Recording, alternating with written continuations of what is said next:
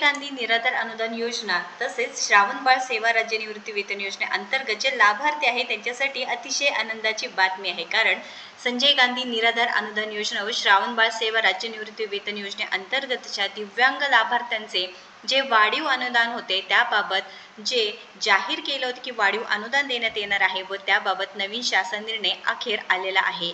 तर काय शासन निर्णय आपण 2 मिनिटात समजून घेऊया। संजय गांधी निराधार अनुदान योजना व श्रावणबाळ सेवा राज्य निवृत्ती वेतन योजनेअंतर्गतचे दिव्यांग लाभार्थ्यांचे अर्थसहाय्य रुपये 1,500 रुपयेवरून रुपये 2,500 इतके करण्याबाबत हा शासन निर्णय आहे। अखेर हा शासन निर्णय आलेला आहे।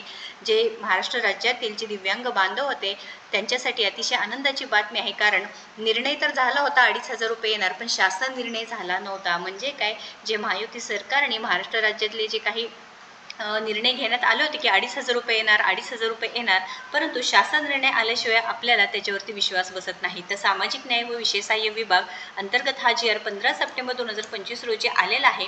प्रस्तावना काय तुम्ही पाहू शकता। संजय गांधी निराधार अनुदान योजना व श्रावणबाळ सेवा राज्य निवृत्ती वेतन योजनेअंतर्गतच्या दिव्यांग लाभार्थ्यांना मिळणाऱ्या अर्थसहाय्यात वाढ करण्याबाबत माननीय लोकप्रतिनिधी, विविध दिव्यांग संघटना व स्वयंसेवी संस्था यांच्या माध्यमातून शासनाकडे वारंवार मागणी व पाठपुरावा करण्यात येत आहे। या संदर्भात सन 2025-26च्या पावसाळी अधिवेशनामध्ये शासनातर्फे संजय गांधी निराधार अनुदान योजना व श्रावणबाळ सेवा राज्य निवृत्ती वेतन योजनेतील पात्र दिव्यांग लाभार्थ्यांचे अर्थसहाय्य रुपये 1,500 वरून रुपये 2,500 इतकी करण्याबाबत घोषणा करण्यात आली आहे। त्या अनुषंगाने सदरहून योजनेअंतर्गत पात्र दिव्यांग लाभार्थ्यांना देण्यात येणारे अर्थसहाय्य रुपये 1,500 वरून 2,500 इतके करण्याबाबत शासनाचे विचाराधीन होते। त्या अनुषंगाने दिनांक 3/9/2025 रोजी मंत्रिमंडळ बैठकीत मान्यता मिळाल्यानुसार खालीलप्रमाणे निर्णय घेण्यात येत आहे।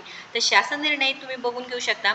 संजय गांधी निराधार अनुदान योजना व श्रावणबाळ सेवा राज्य निवृत्ती वेतन योजनेतील दिव्यांग लाभार्थ्यांचे मासिक अर्थसहाय्य रुपये 1,500 वरून दरमहा रुपये 2,500 करण्यात याद्वारे शासन मान्यता देण्यात येत आहे। विशेष सहाय्य योजनेतील लाभार्थ्यांना अर्थसहाय्याचे वितरण सर्वसाधारण अनुसूचित जाती, अनुसूचित जमाती प्रवर्गासाठी करण्यात आलेले मंजूर तरतुदीतून करण्यात येईल।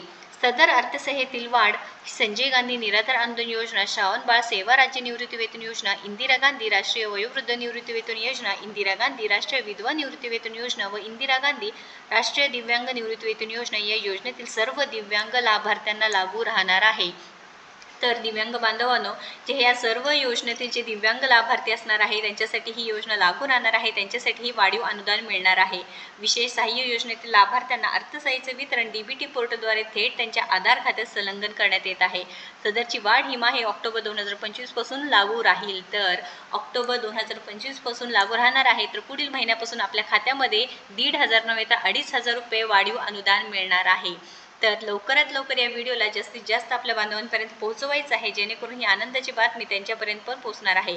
तर सदर शासन निर्णय महाराष्ट्र शासनाचा www.maharashtra.gov. या संकेतस्थळावर उपलब्ध करून देण्यात आला असून जो संगणक संकेतक हे असं आहे, हा आदेश डिजिटल स्वरूपाने संक्षेपित करून काढण्यात येत आहे। तर महत्त्वपूर्ण माहिती आहे, ऑक्टोबर महिन्यापासून अखेर 2,500 रुपये वाढीव अनुदानाचं जे काही GR निघालेलं आहे, वाढीव अनुदान आपल्या खात्यामध्ये जमा होणार आहे।